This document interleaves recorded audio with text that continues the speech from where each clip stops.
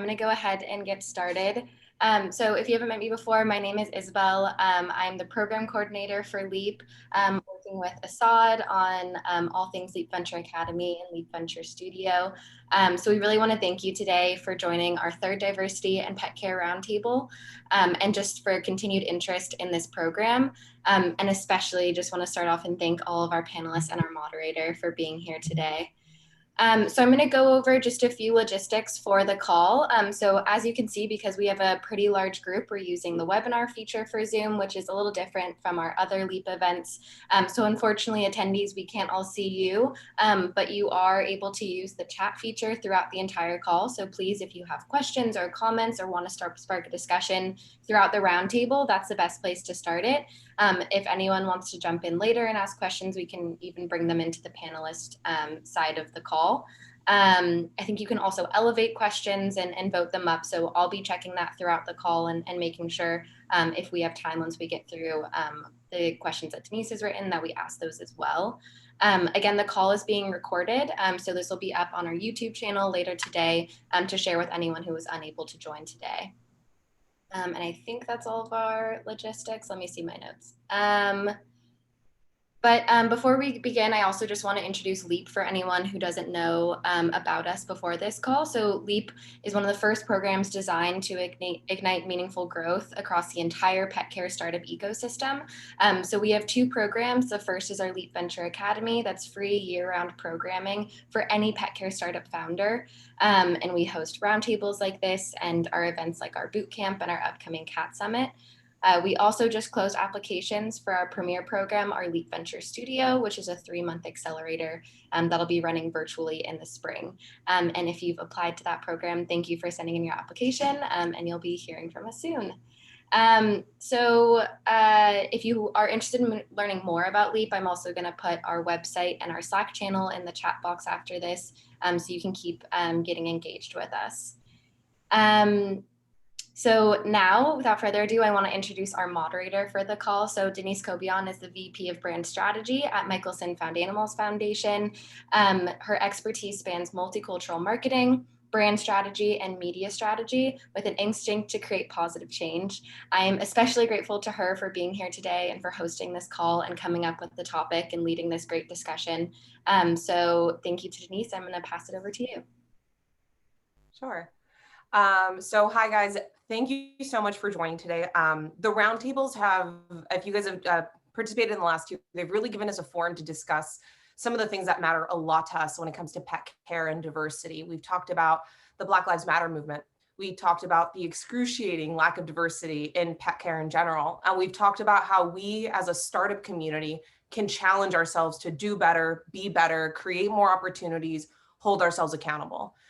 And so today, it's not that we're stepping away from that, but I want to give a slightly more focused approach. And it's an approach I hope that's going to bring a lot of value to you guys, not just as a lot of us are diverse members of this community, but also as business leaders and leaders who can enact positive change through the work that we do. So I'll actually start by giving a little more background on myself to kind of contextualize why I'm particularly passionate about this and how we assembled the panel that we did today. So but before joining Michelson Philanthropies, I actually spent about a decade in multicultural media. I spent it in media partnerships and content partnerships. I often called it the seedy underbelly of advertising sales. At its core, what I did was I educated brands.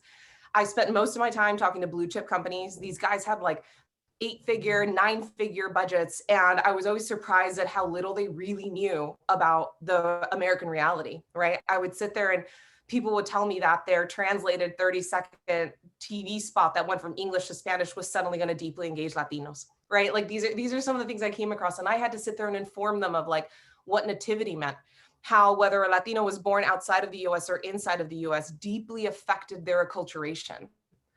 What the difference was between language capability and language preference, and how to question where you're getting your data, because often the people telling you the stats are the people who benefit from them the most, right? So it was a really deep exercise in education and collaborating with people. And I think at the core of it, what I learned from it is that positive diversity practices and understanding of how diverse the American community really isn't just good ethics, it's good for business, right? Better understanding how diverse the American reality and the American consumer are, yields better products because you understand their needs, yields better marketing because you understand what's going to engage them. And that's what we want to talk about today. That's what the ROI of diversity is.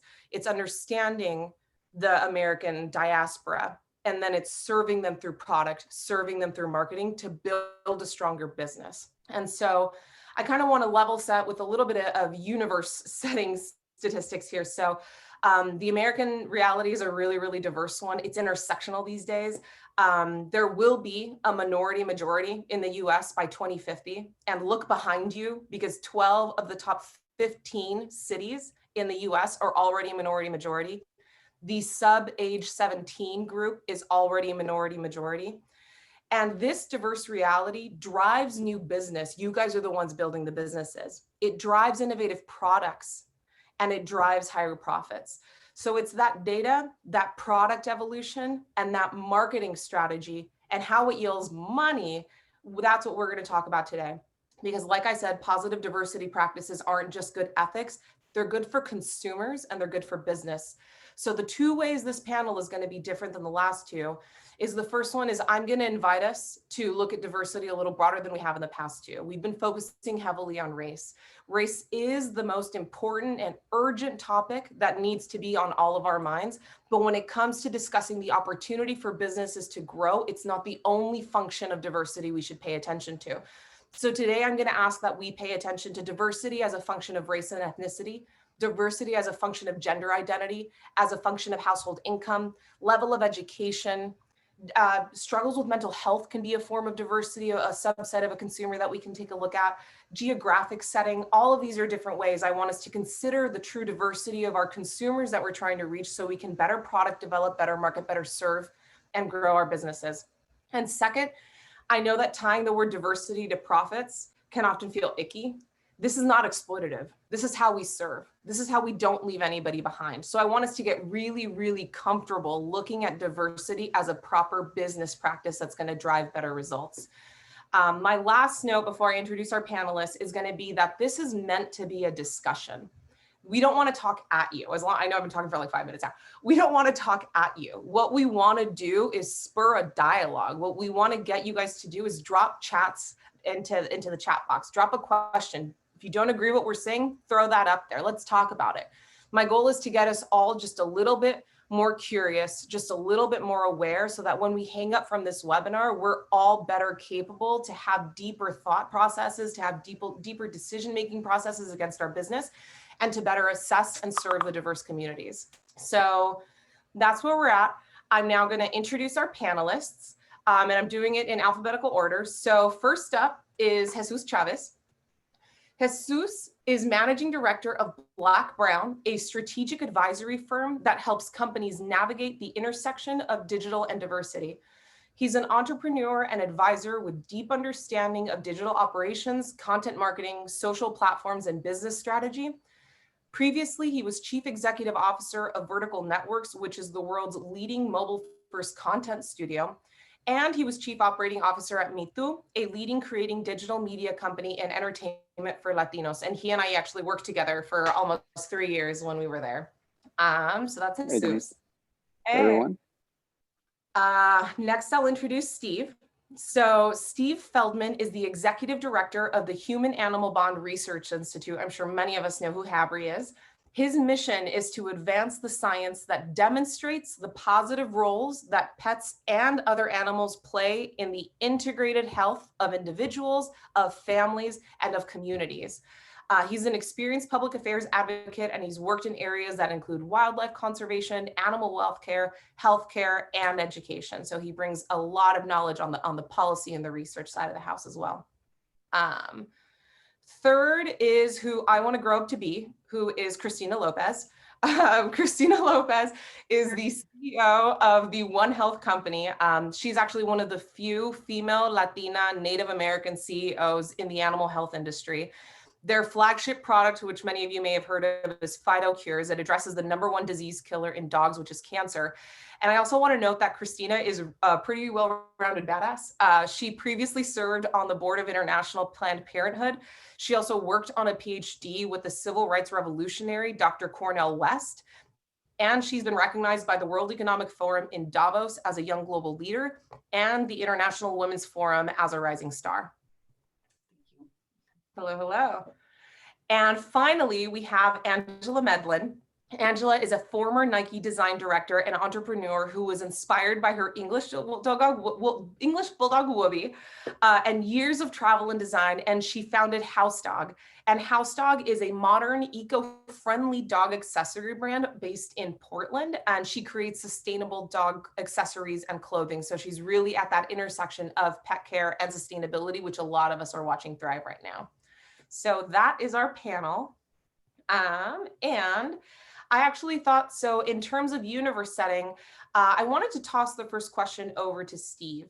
And so Steve, as you heard, LEAP is a program that involves applications for people to join our accelerator, to join our bootcamp programs. And in those applications, we ask startup founders to list their target consumer. And the answer is often the same. As much as I love everyone listening, y'all are very similar in this one particular thing is we usually get urban millennials, 75K income plus, right? Household income. And I have a suspicion that that may be leaving a significant number of pet parents behind. So Isabel, I think we have a couple of slides to put up. So Steve, can you tell us a little bit about today's pet parent and the projections you see for the future? Sure. First of all, Denise, thank you for having me. I feel like such an underachiever as part of this really amazing panel. So glad to be a part of it. All right, so HABRI, the Human Animal Bond Research Institute, we partner with Michelson Found Animals on something called the Pet Inclusive Housing Initiative. So we did this really large survey pre-pandemic looking at rental housing in the United States. And we looked at today's pet owners and also we asked, you know, are you going to be getting a pet in the future next 12 months? So when you see future pet owners on the screen, those are people who presumably have become pet owners by now since we took this survey prior to the pandemic. And so what we found, so this excludes people who are homeowners, these are renters, which is why it may not look like some of the other statistics you've seen. And what you see here is the breakdown by race. And you see that we are headed, if we're not there already, for a minority majority in terms of pet ownership. It's important to know that approximately 70% of US households have pets of some kind. So pet ownership is always going to look like America. So the trends in pet ownership, though, are already there when it comes to race and ethnicity. And I'll say also that when you look across race and ethnicity, when you look across household income, when you look across people who rent versus people who own homes, there's one thing that's absolutely consistent. Our surveys show that 98% of everyone who owns a pet thinks that pets are family, right? The commitment and love of pets actually is the same across the board. So you shouldn't think that that's different between any of these subgroups of pet owners. Yeah, and it's funny, we just got a question in, is that are the statistics different between owners and renters when it comes to pet ownership? Do you happen to know that? I know that there's a difference in demographics between renters and homeowners as people, but I'm wondering if you know if that may apply at all to pet ownership. About the same. In our survey, renters was 68% with pet owners, and it's about 70% when you include everyone, including people who own homes. So it's about the same. Yeah, And what we found was that, and actually, I think we have another slide. What we found was that obviously renters skew a little bit lower on the household income scale. But this is kind of, you know, these are people who are going to be in the future. They're younger, right? You can see that pet owners are going to skew younger and more diverse. But these are people who are going to eventually reach that higher income demographic in the future. So these are your future customers. And maybe they should be your customers now, because you can see more than 40% of these folks are in the lowest income bracket, but they don't love their pets any less. I think that's such a great point, because one of the biggest jumps that I saw in the data you sent over was looking at the really high intent to get a pet among Gen Z. And I think that that's one of the statistics that we all need to be paying attention to. There's a lot of Gen Z who are just starting to move out. They may just be graduating college. They may just be moving into their own apartment from the dorms or whatever it may be. And they have the intention to get a pet. And a lot of our marketing campaigns right now currently don't target them because they fall outside of the household income level, because they fall outside of the age level. But Gen Z is a massive wave barreling at us. They're changing what America expects out of brands from a corporate social responsibility perspective. They're changing what they expect from a sustainability perspective. They're changing what they expect from a transparency perspective. So do you have any thoughts on that? One other really important thing, Denise, and you mentioned, what does pet ownership look like today? And I guess I have to mention the pandemic. And so before the pandemic, 1 in 5, 20% of Americans will face a mental health challenge at some point in their lives. There's a new report out from one of our partners, Mental Health America, that shows that people going through mental health screenings for depression, social isolation, loneliness, anxiety, that's going through the roof. And you assume that that's largely because of the pandemic. And of course, the Human Animal Bond Research Institute, we have research to show how important pets are for people with mental health disabilities. People with disabilities are important to the diversity conversation. And pets have a direct impact to help people with disabilities, especially mental health disabilities. So, and especially Gen Z, they look at every pet as an emotional support animal, right? More than any other generation. So it's important, I think, to speak that language and to recognize that trend as well. Yeah, and we have a lot of conversations about that as well, because home ownership is changing, and this pandemic is only making it worse. You know, like fewer and fewer people are going to have the opportunity to become homeowners over the next several years because of the economic toll that COVID has taken. And when you look at who has the opportunity to get a pet, given what pet policies are, renters tend to be disproportionately Black and brown, tend to be disproportionately lower income, and they're the ones who have the hardest hurdles to be able to get a pet. And not that this is a huge topic to discuss here, but within animal welfare, there's a huge dialogue about the inherent racist structures that exist and classist structures that exist in rescues. Because often I don't know how many of you guys have ever applied for a dog, but it's like, can you be home most of the time during the day? Do you have a large fenced in yard? Do you have all of these things that are often tied to socioeconomic status, and they may bar people who would have loved a pet just the same. They may bar those people from getting a pet. So talking about how better understanding consumers could create a better product, there's a huge conversation happening in animal welfare right now in completely reassessing how rescues assess the applications that come in because of how maybe not intentionally, but how certainly limiting it may be for some people, and how it starts to tell a narrative that they don't have a home fit for a pet. That's definitely really interesting. I want to kind of take this, what we're talking about now in terms of the questions that we're asking ourselves, and I want to shift over and ask Jesus a question. And now we're taking it broader, not just because Jesus has a lot of experience, obviously not necessarily in the pet space, but in building massive brands. So Jesus, you've helped build brands and now help consult brands that deeply engage with really diverse audiences. And no matter how brilliant creative is or may be, success on the scale that you've achieved requires roots in data and audience insights. We have to be able to point at something. It can't just be on gut. So where is the best place for startups to look for that core information to help them better understand their consumers? Yeah. So, one thing I will say, I do have a lot of firsthand experience in owning pets. So that I spend a lot of time with pets. Latest one is a little dog named Medlin, who's half Chihuahua, half Beagle.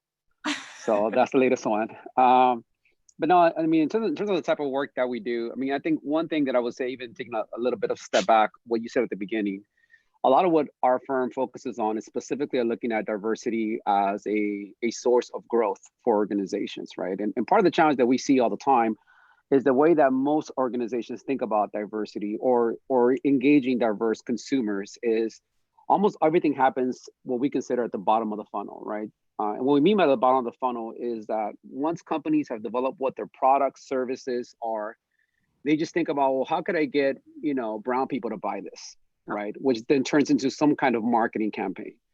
And this, frankly, there's nothing really wrong with that, although we think that that kind of misses a big part of the market if you really are trying to engage an audience to really want to consume your product. So a lot of our conversations are really geared towards top of the funnel discussions is how do you use diverse insights specifically to help inform the products, the services, what your core offering is that is inherently much more directly aligned with the consumer base that you're trying to reach. So as a startup, I think that's a lot of what you're trying to solve for early on. And you could think about the type of data that you could access sort of twofold. There is, of course, internal data that you're able to build because of just simply having your product, content, et cetera, whatever you actually are offering and engaging with audiences. But many times when you're early in the stage of developing an organization or a business, you just don't have that yet. So a lot of it does have to focus on it externally. And I think of it sort of two ways, right? There's data that's already out there, syndicated reports that you could, be able to go out and get that helps you understand market dynamics. What are the gaps that are there? That's all really important. But I also wouldn't discount being able to get any kind of first party data. And even first party data, things like surveys, things where you actually are able to look at a subsegment of who your consumer base actually is and looks like. I think it's super important, especially early on when you're trying to really define and understand what are the consumer needs that you're trying to build towards. For ourselves, a lot of what we try to do when we engage with organization, regardless of what size of organization, regardless if I've spent the majority of my career building a business that may seem very similar, is that before we talk about strategy, before we talk about product fit, we always spend time doing an assessment and trying to better understand specifically that consumer base that this company is going after. How do they, what do they value? What do they operate? So for us, it's actually what we tend to look at is a combination of two different types of sources of data outside of what's syndicated and external that we could access, pretty quickly. One is doing first party research. So we do a lot of surveys, but we go really deep into trying to understand specifically the why, right? Why someone prefers something else. What are the needs that it's really trying to fill? And the second thing that we try to do, we try to couple these two together, and we do a lot of actual social listening, right? Understanding how people are talking about certain products and services, what a conversation they're having when they don't feel like they're being sort of asked a specific question. And I think both of those two questions are actually important, right? The good thing about first party research is that you're asking very specific questions, but depending on who creates it, we have biases in terms that we're looking for the answer, but we know we want to guess, therefore we'll ask the question a certain way. And you have to be very careful with that. So combining first party questions with doing really broader based social listening, understanding what is the conversation like, how that conversation has changed. And then maybe more specifically to the current moment, we thought is even more important, especially because of COVID, because so much of the conversation has shifted between a pre-COVID era to a COVID era. And we want to really understand how the dialogue has changed in terms of how people behave, engage, what people value, because a lot of that has actually happened in this time. So that's the way that we tend to look at it. Of course, when you're an early stage startup, it may be a little bit harder. You may not have the capital to do some of this kind of work. So I always start with any kind of syndicated research that you're able to find, multiple sources to understand what are the big market gaps that are out there. But I definitely would encourage people to do first party research, even if it's small panels, small groups of people, friends and family, because many times that's like the consumers that you're trying to solve for. So I wouldn't discount that part either. Yeah, I think that's great. And I was capturing all that. Because I think a lot of the people who are on this call today, they're not marketers, right? They're not people who have, an MBA, right? So I think that breaking it down into those digestible, where to get the information. So just to kind of recap for everybody who's tracking along. So sounds like syndicated research is a great place to start because that's already, the methodology has been cleared by someone, right? These are, get it from Nielsen, get it from the people you Pew trust. Research is a good one. Yeah. Marketer. And so if you want, Isabel and I can send out a couple of great market research that we trust. But yeah, definitely Nielsen, Pew, eMarketer, these are the places that I go. So we'll send those out so you guys can poke around. I often just Google my question and add one of their names and see what comes up. Charts come up often, right? I hit images. So there's a lot of little tricks and tips to finding that stuff if you guys aren't fluent in looking for market research like that, so we can give you guys those resources. But I also think what you said about first party data, and can you talk a little bit more about how smaller companies who don't have the capital to hire, a Kelton to go and run their research, right? You talk about asking friends and family, you talk about doing panels. Can you talk about what a company who doesn't have a ton of overhead can do to talk a little bit more about that, just so that we can make it really approachable for everybody here? Yeah, I'll even take a step back though. One thing, going back to the syndicated data source, I think the reason why that's important if you're an early stage startup is if you're trying to if you're trying to raise capital, it's important because it helps you validate the market growth and where the market is going. So for broad trends, I think syndicated research is actually pretty good. But to define your actual product, what you specifically will be doing, I definitely would encourage to spend more time on first party research, right? On really understanding who that end consumer is. As an example of that, so one of the things that we are doing as well is we're also in the middle of launching another startup, myself and my partner. So we have very firsthand experience in doing this, right? What we've actually leaned on, and specifically in this case, is a startup that is targeting the youth segment, right? So kids, specifically around a sports offering. So we focus on engaging mom Facebook groups. That's what we actually went for first party research, is we built some surveys. We were able to tap into our network of moms that were already plugged into some fairly large mom Facebook groups that had thousands of moms already involved in it.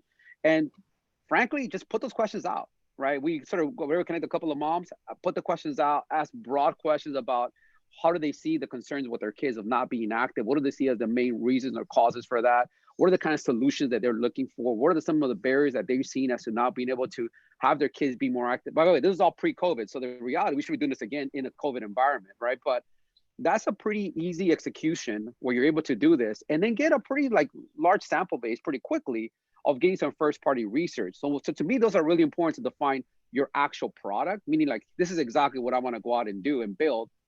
Syndicated research to me is all about understanding the market growth, the overall trajectory that can be very helpful in actually making a case when you're trying to raise capital, or to know there's actually growth in this segment. That's super important, but I wouldn't use that only to actually define what your actual product is. That's awesome. I love that. And so I kind of want to, you talked a lot about first party data, and Christina, I want to ask you this next question because you and I had a discussion yesterday about how connected your brand specifically is to both of your consumers, the pet parents and the veterinarians. So can you talk about how you use some of the techniques that Jesus has mentioned and how much they've helped you? Yeah, well, so just to echo what Jesus is saying, we did Y Combinator, and actually one of their tenets is basically to go to those who you know, and they even, I think, say it like who you love or who love you. So just start very, very local and very where you can really have that back and forth. So don't be afraid. I remember somebody was trying to do something in dentistry. They're like, oh, if your dad's a dentist, that's where you go. Go put a little chair and take notes. So I would definitely echo that. And then for us, what I would say is when you're creating a market, so there's just really very, very poor research out there about the market space of veterinary oncology, especially cancer in dogs. Actually, if you look at it, the numbers are very poor. And we're here to solve that. What Phytocure is, because I feel like just in case people don't know, that'll give a good baseline. Oh, for sure. So we're tackling what we think is one of the biggest problems, unmet needs in animal health, which is basically crushing cancer in dogs and turning that around from a death sentence into something much better and hopeful. We're bringing precision medicine tools from the human world, so 21st century tools. We're doing this with a very accessibility in mind, democratization in mind, but this is not a very mapped world, So even to echo Jesus, to raise money off this was like, oh yeah, give me the report. Like, where's the report? We are the report. So it was really, so it's like a whole world of people thinking about market creation. And when you're like, the problem is not even very well understood. Definitely no big report on this one, or if there is, it's almost insignificant. So we think the market is not there as much because the tools are pretty, are not great. So we're bringing better tools. So all this to say, to get back to your original question, so we basically were very engaged with both the pet parents and with the veterinary oncologists.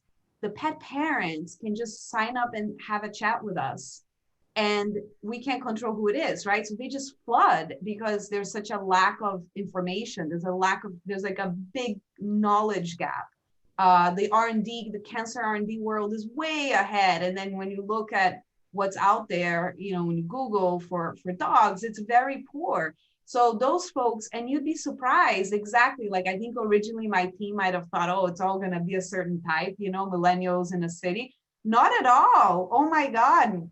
We get all sorts of walks of life, different languages. So with people on the team who speak different languages, you'd be surprised and what the extent that people will go to for their dog. complete family member.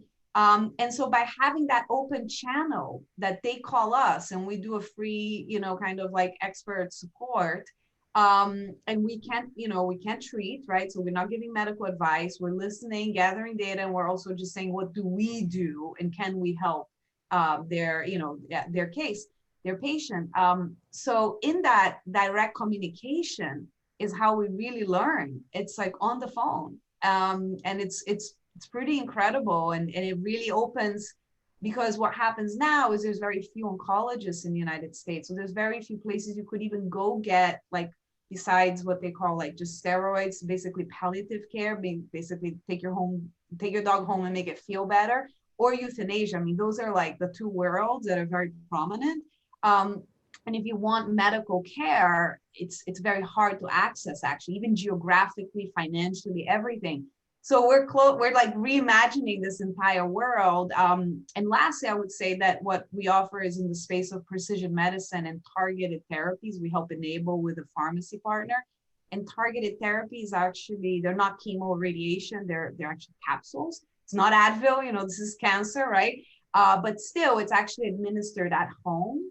So it's a whole class of drugs. It's just really, it is what it says, targeted. It's going at the genomic mutation. So in all that, it's just a different paradigm altogether. So I'll stop here, but I hope I answered and illustrated a bit of our work and how the user is very much like we're designing around the user constantly. And that includes the vet oncologist too. I have more to say there, but I'll stop. Well, I just, when we were talking yesterday, what floored me is how when you built the company, you didn't set out to have this call center, right? Like the call center grew organically because of the need, and how you've trained the people at the call center to meet the pet parent where they are, whether they're already really informed and they have an oncologist that they've been able to see because they live in, in Santa Monica and they have access to two oncologists down the street, right? Or if they're in rural Idaho and they are that engaged that they bothered to Google it until they found your phone number, right? Like, you are really finding the pet parents where they are. And by doing so, you're serving those diverse needs, those diverse levels of education, that diverse level of access to the care. And then what I loved is by having it deliverable in a pill, not only do you make it less intimidating for a pet parent, it's not some subdermal, like they don't have to inject their pet, they don't have to watch their pet get plugged into chemo. Like, you've brought your product to people through responsive education that reacts to where they are. And then you adjusted, like you intentionally built your product to make it deliverable to more than just that 3%. That's the low hanging fruit. Yeah, no, so we definitely initially just were thinking of the vet oncologist. And then I started personally in my Facebook getting moms and dads like, hey, I heard of this, you're related to this, can you help us? And it was such a flood. And it was, Facebook was like insane, the messaging personally. And we're like, okay, we have to, there's a knowledge gap that's pretty insane here. And it's kind of like, we're in Palo Alto, we can help close this, right? And it felt really, really interesting. And now we've been building trust with the oncology community such that sometimes they're so overwhelmed with their caseload that they're even partnering with us, like, hey, I'm going to send someone to talk to you just so you can explain Phytocure. Of course, we never, give advice. We just say what we do. So really, talk about team-based medicine. It's really multi-stakeholder, reimagining how this works. And That's really powerful, because I know we have a couple of people who are on the medical side of the startups at Leap, and having been through a couple of the accelerators on the mentorship side and on the bootcamp mentorship side, one of the most the questions we get most often from those groups is just like, how do we get to people? How do we market this, right? And I think what you did is really brilliant, is you made it to the end consumer. You didn't stop at the oncologist. So I think that's a powerful learning. And I think the fact that oncologists are now using you as an education resource is like the biggest market validation that can be offered, right? Like, they literally point to the vendor as like, go learn from them. That's incredible. So COVID really did that. COVID really, I think the communication was really blocked. Sorry. No. Can you talk about how COVID changed that for you? Yeah, so I think, before the oncologist is seeing the family, they look in the eye, right? It's a high emotional moment, high intention. And, they really, I think, were very focused on speaking and connecting with the pet parent, right? Because the dog is, can't speak. With COVID, because the clinics and the protocols, these are essential workers, the dog gets dropped off on the sidewalk and they're often just speaking on the phone to the pet parent. And there's like 15 minutes. Everyone's stressed out. The pet parent might be stressed out for other reasons too. So it puts extreme strain on communications and obviously innovation. I mean, you're going to go for your like habit, the bread and butter, because of these strains. So when you're talking about precision medicine and something, kind of in the next dimension, they don't have the time often, right? So that's where they're leaning on us as a support, and it's a sign of trust. But the communications totally changed. That's incredible. It's really cool to see that pivot. And I know Susan was talking about how COVID changes so much of not just how we study, but how we communicate and how we build businesses right now. So it's just interesting to hear, like, on top of all the layers that we've got, like now we've got the COVID, or even Steve mentioned how much COVID is impacting housing. Like it really is it's a more of a permanent layer we all have to consider. So next, what I wanted to do is I wanted to transition over to Angela, because I know that she sits at this really phenomenal intersection of sustainability and pet care. And Angela, I know that you're also really connected to your audience. I know that your brand in particular is a huge passion point for yourself. So my question to you, and your insights are going to be really relevant to more of our consumer-facing brands, is your brand has hit a growing intersection of pet care and sustainability. What are some of the lessons about your consumers that you've learned, and how have you applied those lessons to developing your brand? Well, first of all, I'm really happy to hear all of what has been said so far, because that's a big part of design. Everything that you guys have talked about is part of designing product. Sustainability has been injected into design over the past 2 decades. But now it's becoming not this extra thing that you add on. It's part of the innovation. It's part of the consumer insights. It's part of marketing, merching. Everything comes together under the header of design. It's all about how you bring it together. So I've been taking copious notes since you guys started talking. And what I would say is that there is, this is a global interest, and it's a global topic. And it's a big part of not just the product industry, it's a part of lifestyle, right? So it's like there's so much information, I'm not even quite sure where to start. So I'll just start with my experience. For almost 30 years, I worked in the global apparel industry, designing for and directing companies like Nike and the North Face and Adidas. And all of these companies talked about sustainability. They built product around sustainability. They built processes around sustainability. So that was just a part of my experience for 3 decades. And what I wasn't finding was how much that was infused into pet products, whether it's food or, apparel or toys. And so that was just like in the background all the time.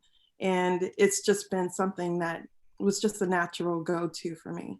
The catalyst for me one of the catalysts was that the 2 dogs that I had as an adult that I was like 100% responsible for, because I grew up with dogs all my life, is that they both died from cancer. And so when my first dog passed away, I had a lot of questions, like, was it the food that I fed him? Was it the toys? Was there something leaching into the water? Or was there, were there toys that, maybe he ate something that wasn't, good for him?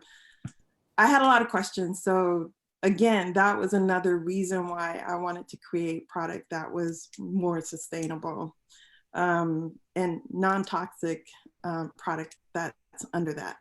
So in the design process, just like in the apparel industry, you're addressing what we called, in the industry, we called it four-eyed consumer. If you're designing for kids wear, you know you have the parent and you have the kid. So you have both of these consumers to address.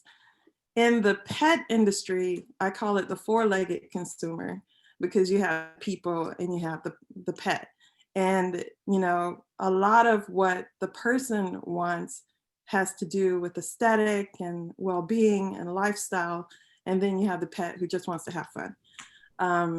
And so that's what I wanted to do with creating this sustainable lifestyle brand.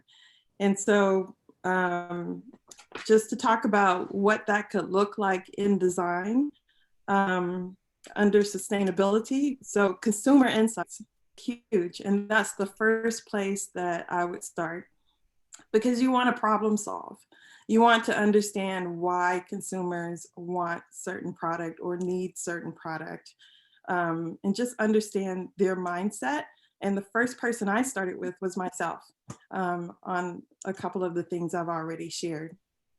The design itself, you know, there's a lot of product in the world, but I wanted to make sure that whatever I created was purposeful and useful, and again, was solving a problem. Instead of creating just more, you know, consumption, more commodity, I wanted to be a little more mindful of what I was creating. Construction of product, like there are so many just different ways to address sustainability, but even down to constructing the product, like how many hands are touching the product when it's being made. What is the simplest way to put something together where it's just not complicated, you can do it yourself. And then materials that are non-toxic, natural, the processes are using sustainable means, like energy or, you know, waterless processes. Geography, like, can you get this made domestically? Can you work with your local community or your local makers, and try to limit your carbon footprint? Minimalism. What do you not need in a product? Like, can you take away all of the excess, so that you're giving people exactly what they want, but, you know, without all the extra that's not needed? And then another part of being sustainable is you want people to buy product that means something to them. They'll want to have product that is more personalized. So I included a way to customize products so that the gift is not just, you know, you're going out and buying, you know, just something, a commodity item that is disposable. This you're going to buy fewer of, but it's going to mean a lot more. Your consumer, like, who have you looked into who's buying your goods, and has that helped informed how you further develop your products? Yeah, so initially, you know, I did research. Well, first of all, I asked myself, like, if I were the consumer, what would I want? And again, what I didn't want was more commodity product. I also did not want, I'm not the consumer who would shop at a boutique, or stereotypical pet boutique. But I did want to create something that was specialized. And what I found out is I'm part of that consumer group. Over 50% of my consumers are between the ages of 25 and 35. And then the next consumer group, which is about 30%, is more my age range from 35 to 50. And then the younger Gen Z that you mentioned, that's where the opportunity is. And they're still discovering where they can find the sustainable products that, you know, it's just a part of their conversation. It's not even like an extra thing. So, right? Like, identifying like the people who are already coming to you, like not letting them go, but identifying it's Gen Z, they just don't know about me yet. Right. And Exactly. that's at the core Yeah. of like, how do I educate them? And they've got BS radars like no one else we've ever met. Right. So like, how do I educate, not advertise to these guys? That's a really key point. So what have you done to reach out to Gen Z? So it's what you said earlier, you meet people where they are. And where are they? They're online. So a lot of the information, and like you said, the BS meter is strong. A lot of the information that I share is through social media. Yeah. And to make sure that, you know, I'm passing the BS meter, I just keep it real, and I make sure that things are authentic to me, and that, you know, it's real conversation. So I share a lot of lifestyle images and talk about real things that involve my experiences with, you know, my pet, or my pet as a pet companion. And so, yeah, I just keep the conversation real, and I actually get more feedback when I do that than when I just post a product. Because they want to understand the lifestyle part of it. It's not, you know, this thing that is external to them. The dogs or the cats or whoever, whatever, you know, pet is in our life. They're not, you know, an extension. They're part of our lifestyle. So they just want to know how the product fits into their lifestyle. Now, I think your point, the BS meter and the authenticity, actually, it takes us to a question that I was hoping we would have time to answer. And I'm gonna punt it first to Jesus, but I'd love to hear what everybody has to say about it. So with a world full of shallow promises from brands and highly critical consumers, how can lean startups do what you're talking about? How do we authentically engage with? How do we understand and attract those diverse consumers? We've seen a lot of bad examples. Pepsi, that terrible KFC drumstick, you know what I mean? Like, we've all seen them. So can we, Jesus, if you want to kick us off with that, but like, how do people who don't have 15 people on a marketing team find ways to authentically engage? Yeah, I think it actually starts with I think all brands, all companies, including startups, we're a day and age where you have to have values. And I think those values to be reflected in how you operate, how you engage consumers. And I don't think it's just only about consumers. I think your own employees are going to be pretty critical of your efforts if you come off as being sincere or just not really committed to those values. Having said that, I actually don't think that every brand needs to be a social activist. I think it makes a lot of sense for some brands. I think that's actually part of the problem in some cases, that you have brands who have come out pretty strong from a marketing standpoint, but then when you look at their history and how they operate, how they actually organize themselves, it doesn't align at all with how they actually do business, right? So I think part of that is having the sort of set defined values from the beginning of what kind of startup you want to be, what's important to you, what's sort of your angle to the world, and then being consistent with that in terms of how you operate, how you treat your employees, and how you engage consumers. The reality is, if you're trying to engage with a diverse consumer base and you don't have any other representation inside of your organization, it's just tough to do, right? It's hard to understand a consumer when you have no one in your organization that looks like it or that operates like it. I also think one of the challenges with early stage startups is that just because you have different people, the people that are different color, doesn't mean you have diversity in thought. I think that's super important for innovation, right? Because you can get in a situation where you have an entire organization that all looks different, but operates things the exact same way. And I think that's a problem because it actually creates a lot of blind spots for you. So even with very good intent, you come off as being insincere or kind of missing the mark. And you see some of those examples as well. People that have come out super hard and wanted to be like very pro-social activism, but yet the reality is it comes off as just not understanding the moment. And I think part of that is just not having enough diversity and thought in your organization. So I would encourage people as they're building organizations to have that. And if you don't have it within your employees because your organization is too small, get advisors, right? That's what is really important. Like as a startup, when you're early stage, you may be able to get more advisors than you can employees because you can't afford them yet. And that's okay. And I think that's the way you kind of keep yourself in check and get that different perspective so that you come off the right way from the beginning. You know, it's funny is what you're saying about not having diversity in thought. So even if your faces look different, sometimes somebody a little earlier asked, how can we drive ROI of diversity in animal welfare and helping get pets adopted out to a more diverse So I just wanted to answer that in context of that, because I think that's what happened in animal welfare is everyone was passionate about animals and they wanted like the best possible home for an animal. And to them, that meant somebody who wouldn't leave an animal home for more than 3 or 4 hours a day. Somebody who had a fenced in backyard, somebody who had all of these nice things, you know, and what that inadvertently did is it locked a lot of loving people out of being able to rescue those animals. That's a great So point, they man. asked the question, also, how do you define ROI in that particular instance? And to me, it's how many pets you adopt. And if you reconsider those restrictions, I'll bet you the velocity of adoptions will skyrocket, because you won't have to say no to 20 applications who would have been a loving home. And I actually think it wouldn't be a bad idea for animal welfare to start tracking who they're adopting out to. I think that if we all were really honest with ourselves and tracked who we adopt out to, we wouldn't like what we saw. And I know Michelson Found Animals, like, we have always tried to be more inclusive. We have materials in different languages. We try to make sure that our adoption staff is as diverse as possible, but that doesn't mean we do a great job too, right? So it's honesty. It's looking at diversity in thought. I think that's really, really critical, especially because so many of us are passionate about what we do. And we surround ourselves with people who are passionate about what we do. And that can leave, it's a strength, but like that can leave gaps as well. So Denise, thank you.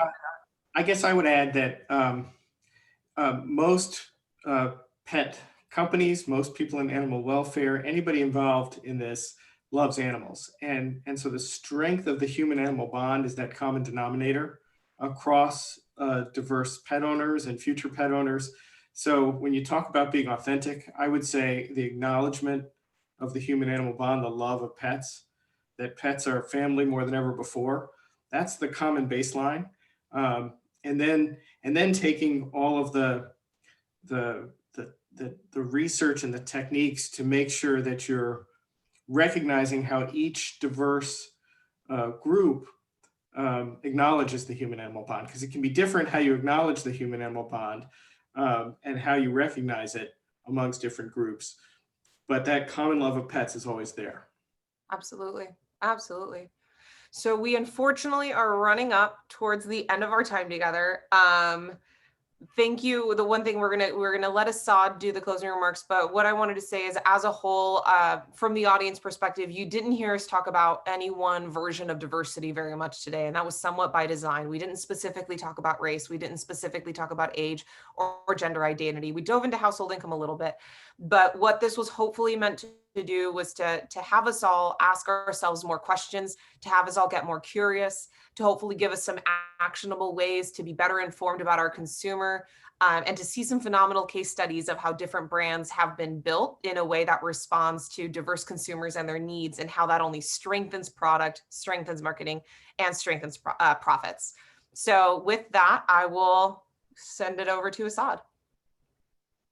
Thanks, Denise, and thanks to the panelists for doing this. This was a remarkable discussion, and comments are coming in to that point. We have a bunch of questions that are coming in. I think we're probably going to sit down and figure out a way where we can get all of you to join us one-on-one so that we can have everybody ask the questions to you directly. But again, thank you very much. This was a phenomenal discussion.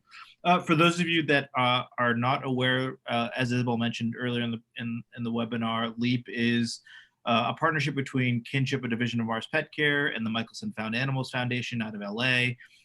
And we are here to support early stage founders in the pet care space.